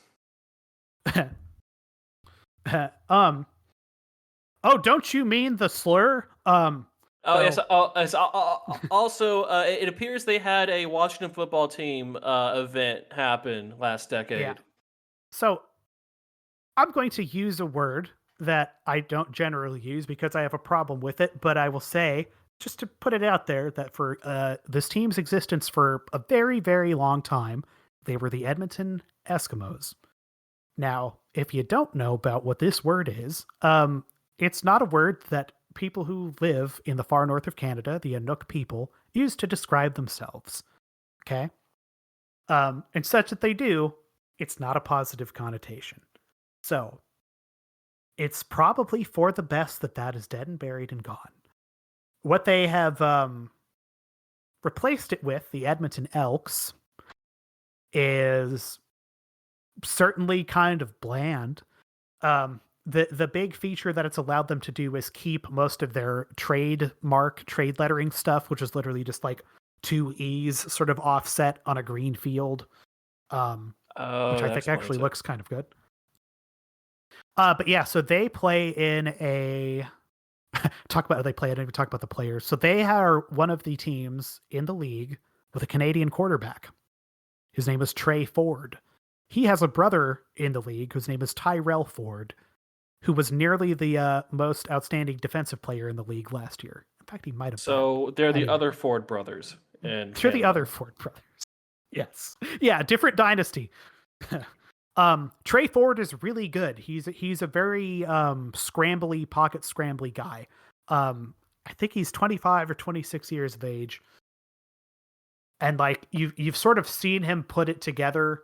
They've not given him an offensive line to be behind. Certainly in 2023, 2024 got a little better. Their coaching situation, they went through the single longest home game losing streak in the history of North American sports somewhat recently. That was only snapped last year. They lost 27 consecutive home games, which, when you consider how much baseball is played in the United States over the last 150 years, that no one had managed that, it's kind of crazy. But they did it.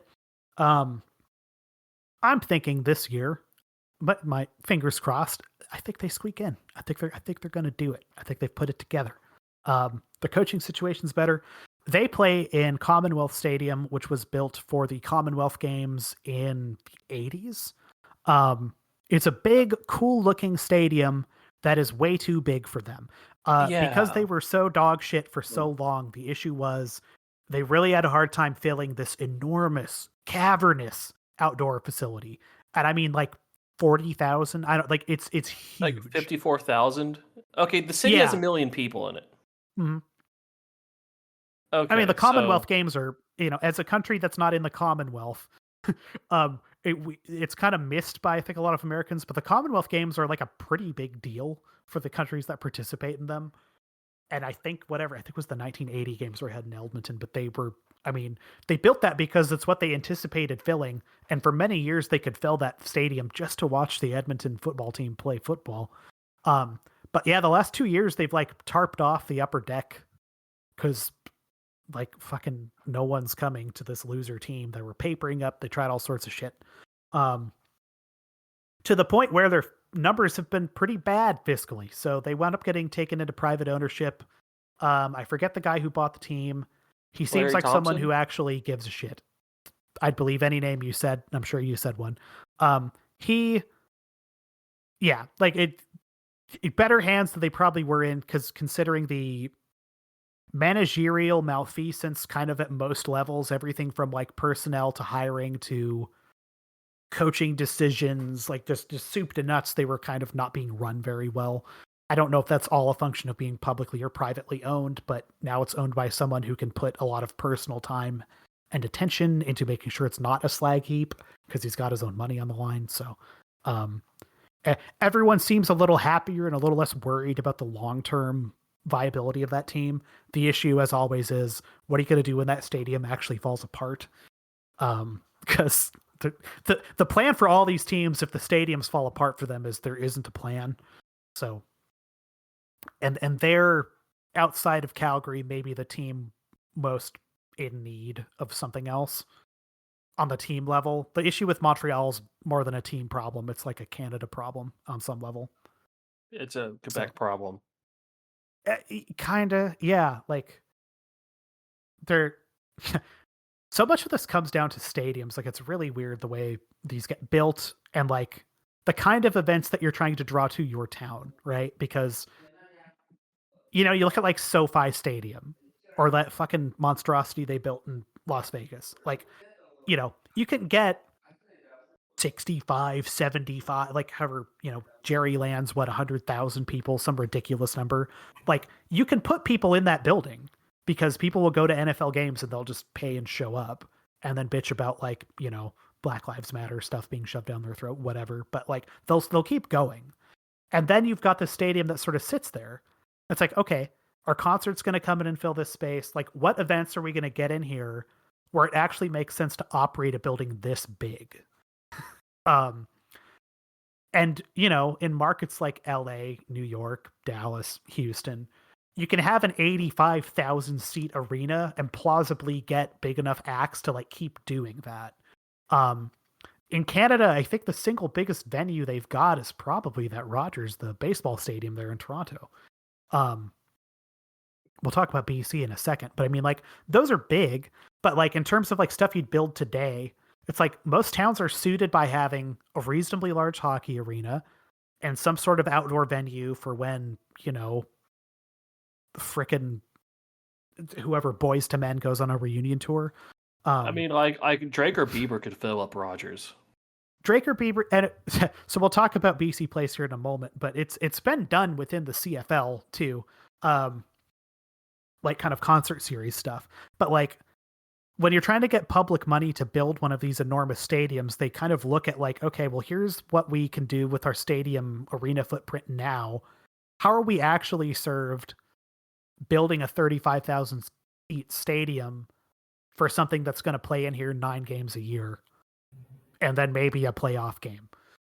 And virtually every town has looked at that and went, yeah, we're not going to do that except for the two smallest markets, Winnipeg and Saskatchewan, because those stadiums are less than 10 years old. So because they are psychotically obsessed with. because they're you've hit it on the head. Also, for what it's worth, there's not really like overlap. So it's anyway. So that's Edmonton. Yeah, I think they're a third spot in the playoffs.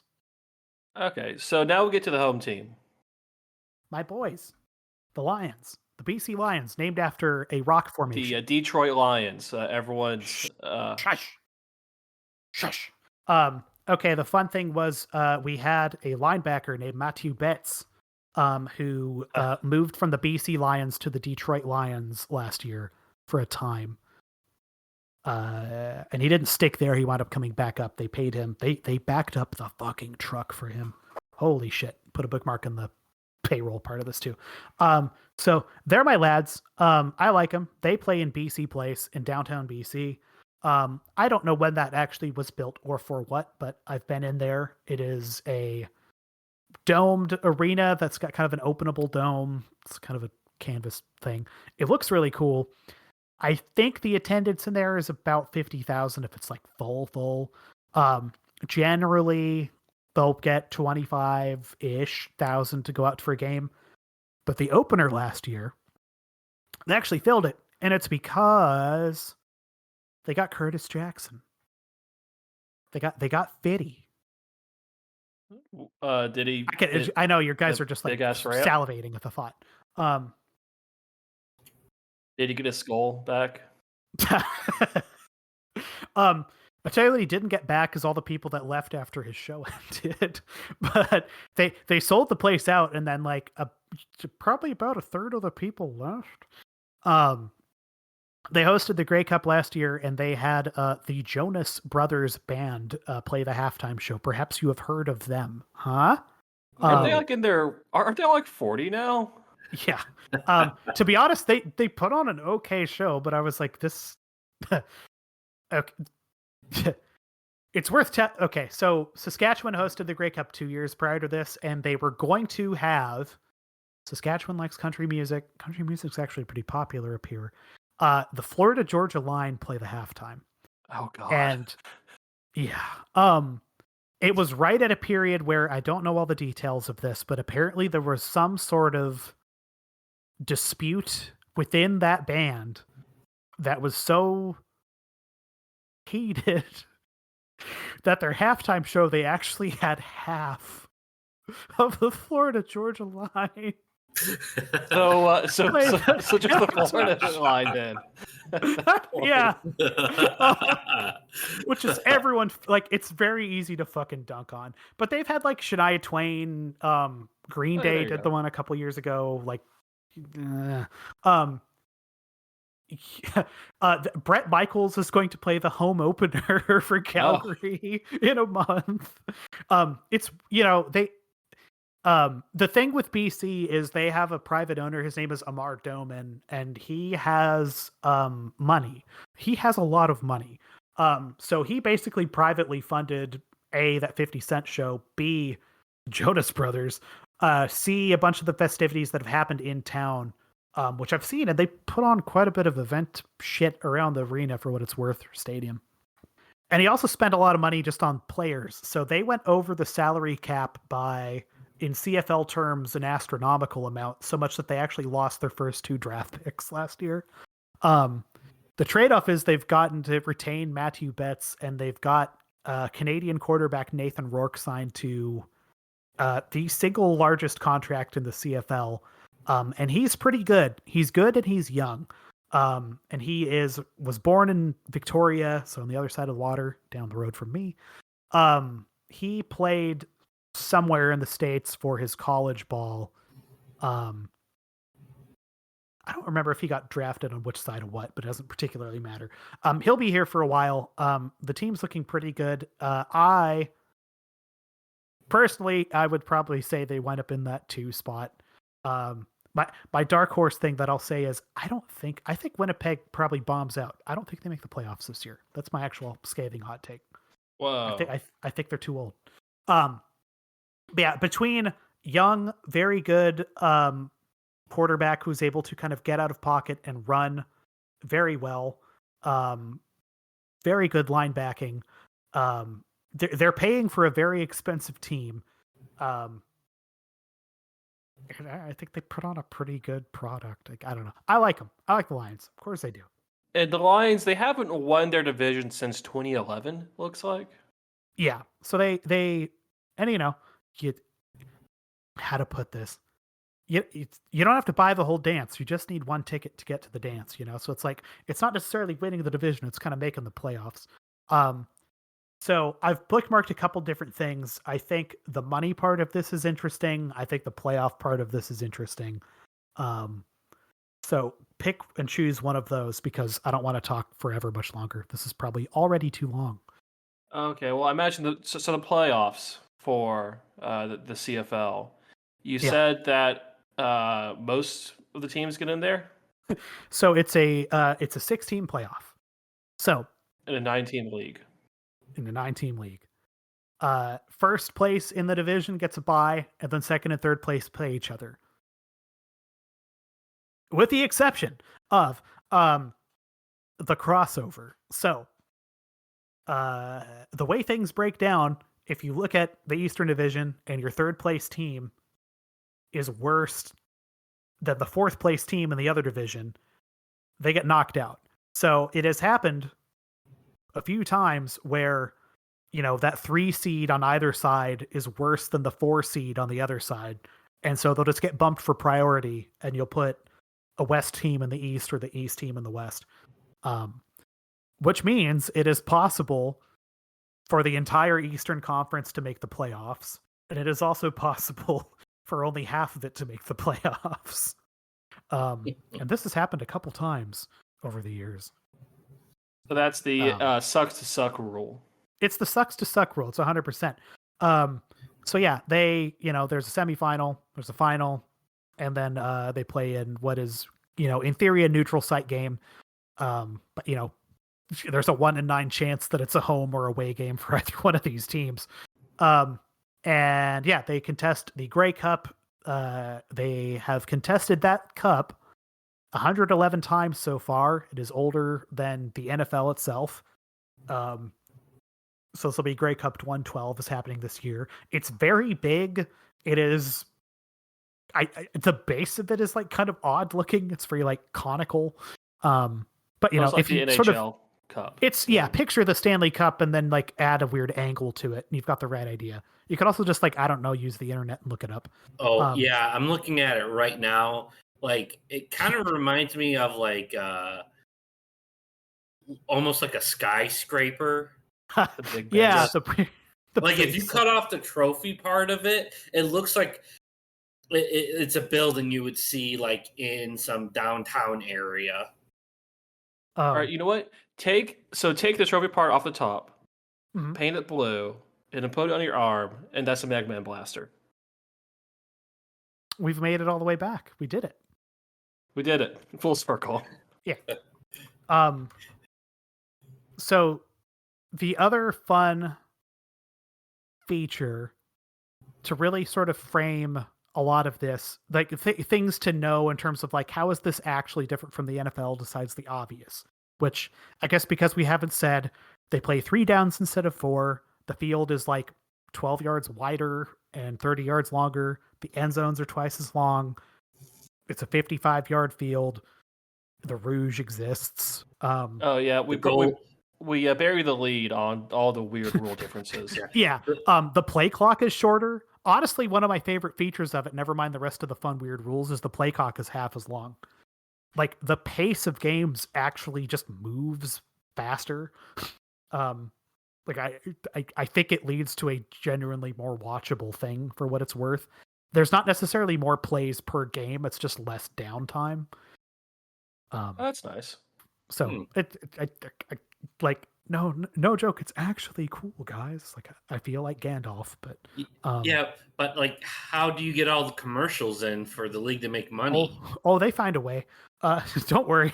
The money part of this is actually kind of fun on the actual money side because they have a distribution deal with TSN, which is like the big one of the big sports networks up here in any case. I think they're owned by Bell, because everything's owned by like one of 5 companies up here, by the way. I'm actually owned by Bell. It turns out after moving here, I got a stamp somewhere on my ass. But yeah, their new commissioner is a TV exec from that company. And they are, I think, going to be in a contract year, 2 years from now for a distribution thing. But yeah, so to watch these games up here, you need a TSN deal, or you go down to a tavern. They have a service called CFL Plus, which functionally distributes most of these games for free in the States online. They had a distribution deal, I think they still do, with CBS Sports to televise the ones that are not on that service, which is to say fairly watchable in the United States and very watchable other places that aren't in North America. They have tried to grow their footprint in a number of different ways. They've tried to get involved in like flag football stuff in places that the NFL is not already. But yeah, the money. So the single largest contract in the CFL currently belongs to Nathan Rourke of the BC Lions, a quarterback. And I want to look up a specific number because it really paints a picture. Okay. He is a 3-year contract guy, and that contract, the largest in the league, is, let's see, $549,200 Canadian in 2025. In a year. And that's actually okay. So there's a number of fucking stupid knobs on this. Ultimately, it's going to be about $700,000 Canadian a year. The salary cap for these teams, which is also kind of in flux, but here's the most recent number that's floating around, is it's going to go up to $6,062,365 Canadian. So most of these guys are like middle class office You've hit workers. it on the head. You've nailed it. I don't know. I what make more than most of these guys. You maybe most, like you make more than some of them for goddamn sure. Like starters in this league, particularly quarterbacks, get paid, money that I would not sneeze at. Especially being functionally fucking broke. Like upper middle class. But yeah, money, you move out of the like first tier, quote unquote, kind of superstar guys, and there's a lot of even kind of known players in this league are making like $100,000 Canadian. So here's the move. Like an ideal situation, what will happen is some of these guys wind up actually getting drafted in both leagues. That's actually what happened to Nathan Rourke's brother Curtis. So he's going to be playing in San Francisco for hopefully 3 years. That's a magic number for reasons I'll talk about in just a second.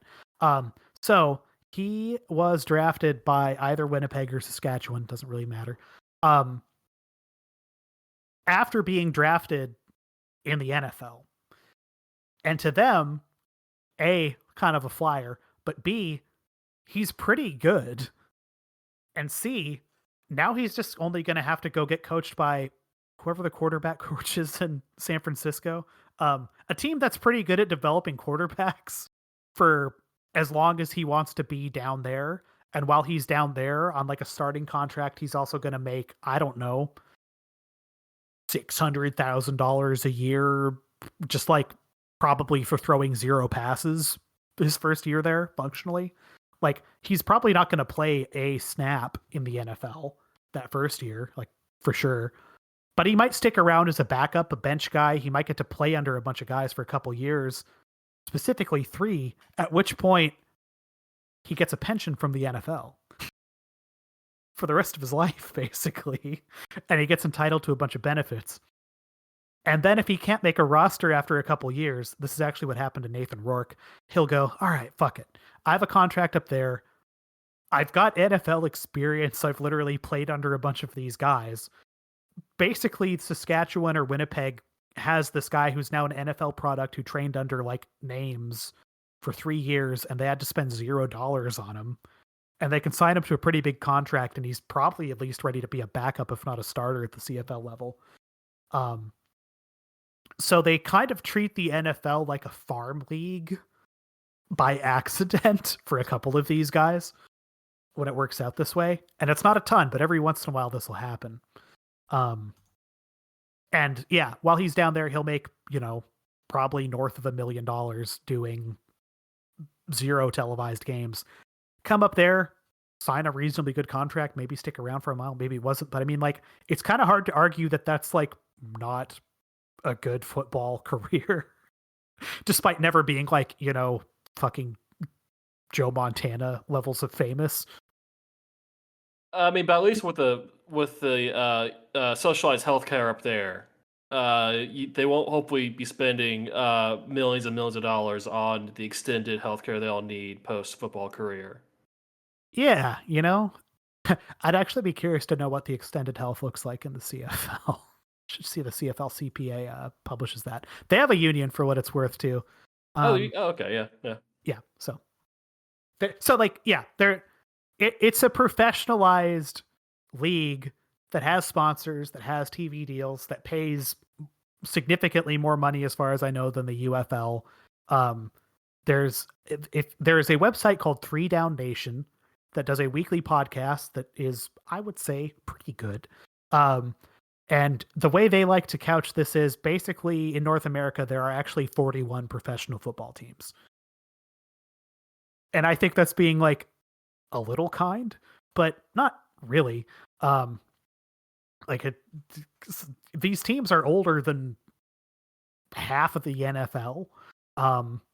They play a pretty good game. The season starts in June. Yeah, it's a June to October league. June to October. Yeah, so it's like a summer league up here. The playoffs usually happen, through October. Grey Cup's a November thing.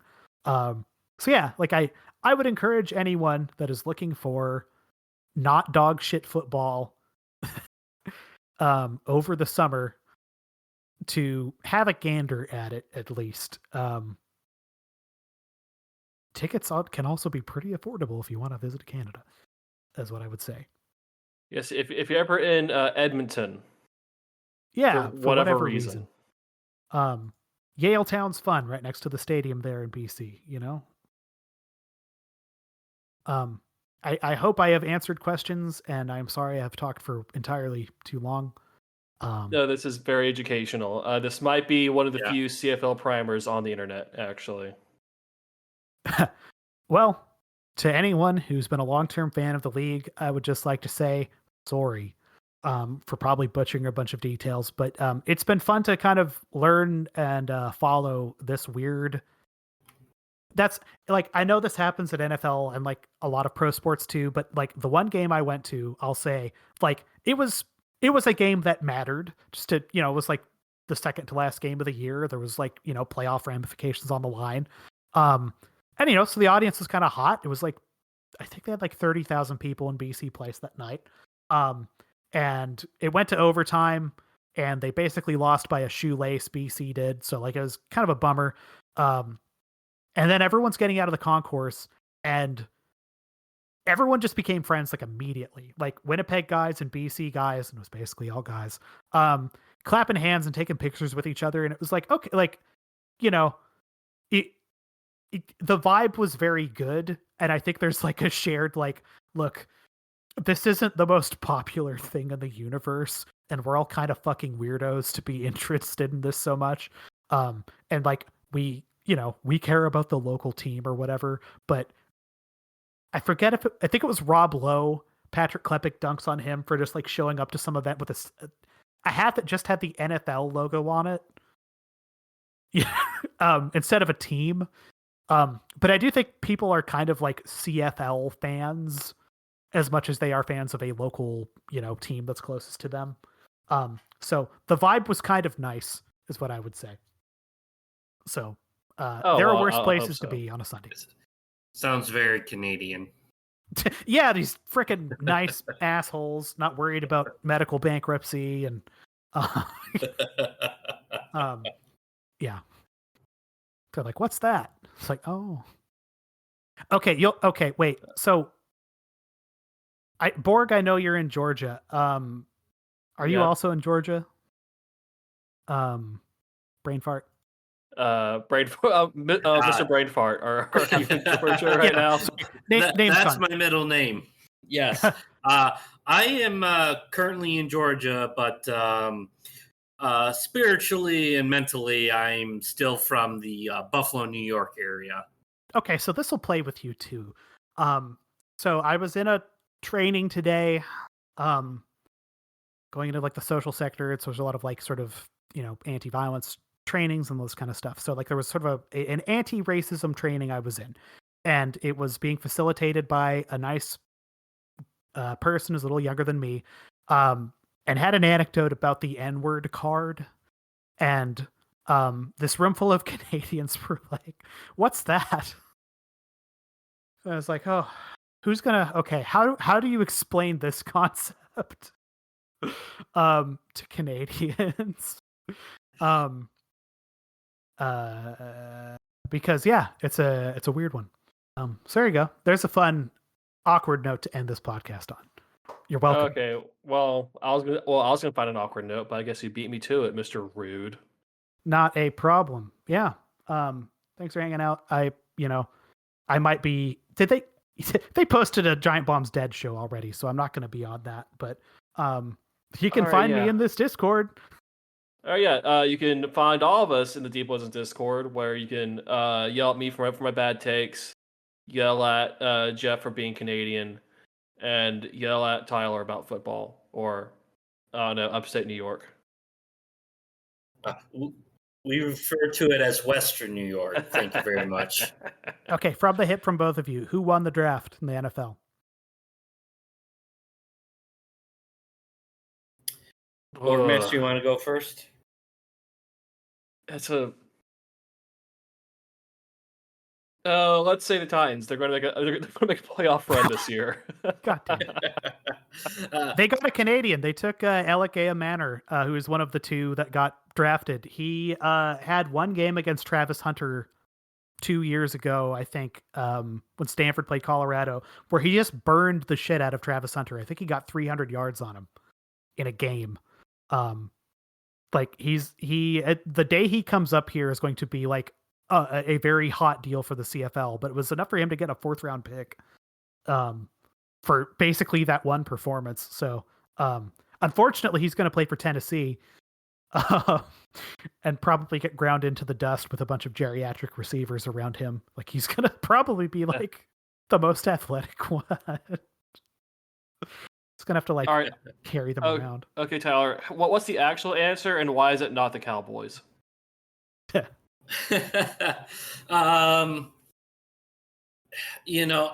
always hate that question because a team at the top of the draft plays it very differently from a team at the bottom of the draft. I'm just going to shoot from the hip and say the Tennessee Titans.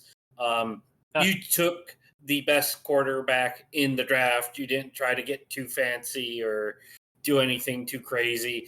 You didn't take a flyer on Travis Hunter, who's a two-way player. You didn't overvalue Shedeur Sanders. So I'm just going to give it to the Tennessee Titans. I feel bad for their fan base. And you know what? They didn't screw it up. It's like, this player is available. He's the best quarterback. We have need at the position. Let's take him. Yeah, they didn't overthink it. Yep. All right, so you can find all of us on the Deep Listens Discord. You can listen to the other Deep Listens podcasts where Gina or someone will tell you how to get involved there. You can find me at 5thgengaming.blog, where I write about 32-bit console games. Also streaming on twitch.tv/5thgenerationgaming. Can anyone find either of you anywhere? Jeff, can you be found anywhere besides your undisclosed location? Not really at this point. I will probably continue to make sporadic appearances on this podcast. I might be doing some domain stuff just to have a blog now that Giant Bomb has blown up, because that was my big plan, is to start putting more stuff there. But now it's dead. So,